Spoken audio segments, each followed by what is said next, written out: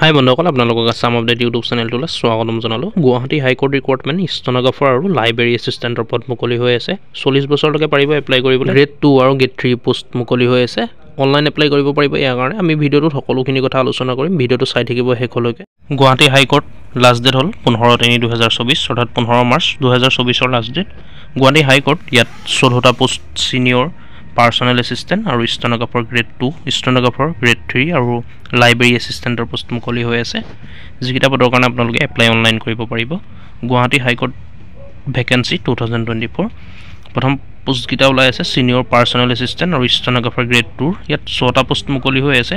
Category wise vacancy ভাগ কৰা হৈছে। ইয়াৰ কাৰণে আনৰিজাৰ্ভৰ কাৰণে আছে 2টা, SC কাৰণে এটা, OBC MOBC কেণ্ডিডেটৰ কাৰণে 3টা পদ মুকলি হৈ আছে।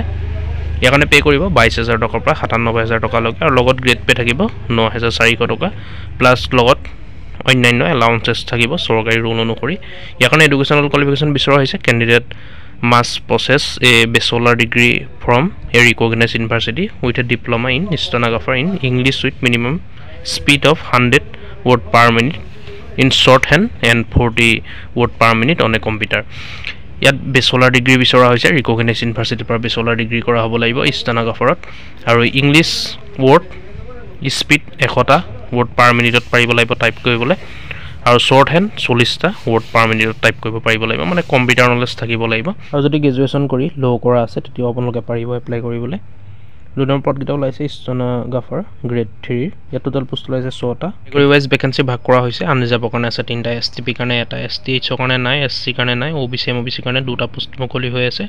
ইয়াৰ কাৰণে পে' কৰা হ'ব 14,000 টকাৰ পৰা 70,000 টকালৈকে, আৰু লগত গ্ৰেড পে' থাকিব 7,400 টকা, আৰু প্লাছ অন্যান্য এলাউন্সেছ থাকিব লগত চৰকাৰী ৰুল অনুসৰি। এডুকেশ্যন কোৱালিফিকেশ্যন বিচৰা হৈছে। ইয়াৰ কাৰণে candidates must possess bachelor degree from a recognize ইউনিভাৰ্চিটিৰ পৰা বেচেলাৰ ডিগ্ৰী কৰা হ'ব লাগিব ৰিকগনাইজ ইউনিভাৰ্চিটিৰ পৰা। ডিপ্ল'মা থাকিব লাগিব ষ্টেনোগ্ৰাফাৰ, আৰু একে ইংলিছ টাইপ কৰিব পাৰিব লাগিব 80টা ৱৰ্ড পাৰ মিনিটত টাইপ কৰিব পাৰিব লাগিব, 30টা শ্বৰ্ট হেণ্ডত ৱৰ্ড পাৰ মিনিটত টাইপ কৰিব পাৰিব লাগিব, মানে কম্পিউটাৰ নলেজ থাকিব লাগিব। ইয়াতো একেই, যদি আপোনালোকে ল' কৰা আছে, গ্ৰেজুৱেশ্যন কৰা আছে তেতিয়াও পাৰিব এপ্লাই কৰিবলৈ। 3 নম্বৰ পদকেইটা ওলাইছে লাইব্ৰেৰী এছিষ্টেণ্টৰ। ইয়াত 2টা পোষ্ট মুকলি হৈ আছে। কেটেগৰী ৱাইজ ভেকেঞ্চি ভাগ কৰা হৈছে। আনৰিজাৰ্ভৰ কাৰণে ওলাই আছে 2টা, অৰ্থাৎ সকলোৱে এপ্লাই কৰিব পাৰিব।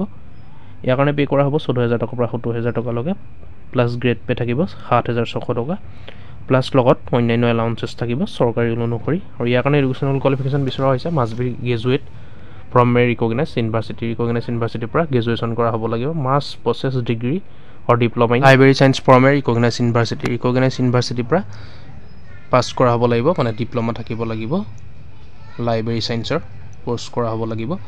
Must have proficiency in use of computer. Computer আপোনালোকে ব্যৱহাৰৰ বিষয়ে জানিব লাগিব। Preference would be given to law' and graduate. ল'য়ে give it to a law' graduate. যদি আপোনালোকে গ্ৰেজুৱেশ্যন কৰা আছে আৰু ল'ত গ্ৰেজুৱেশ্যন কৰা আছে বা গ্ৰেজুৱেশ্যন কৰা আছে ল' কৰা আছে তেতিয়া আপোনালোকে প্ৰেফাৰেঞ্চ পাব। Related article Guwahati high court recruitment. Other criteria of Guwahati high court vacancy. অন্যান্য ক্ৰাইটেৰিয়াসমূহ চাই লওক। এজ লিমিট বিচৰা হৈছে 40 বছৰলৈকে পাৰিব। 15 ফেব্ৰুৱাৰী 2024, অৰ্থাৎ 15 ফেব্ৰুৱাৰী 2024লৈকে 40 বছৰ হ'লেও আপোনালোকে পাৰিব, কিন্তু 40 বছৰতকৈ বেছি হ'লে এপ্লাই কৰিব নোৱাৰিব।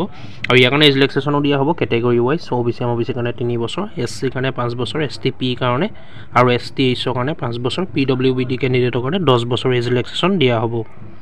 Proof of residency. A candidate must process a valid registration number of employment exchange for the state of Assam।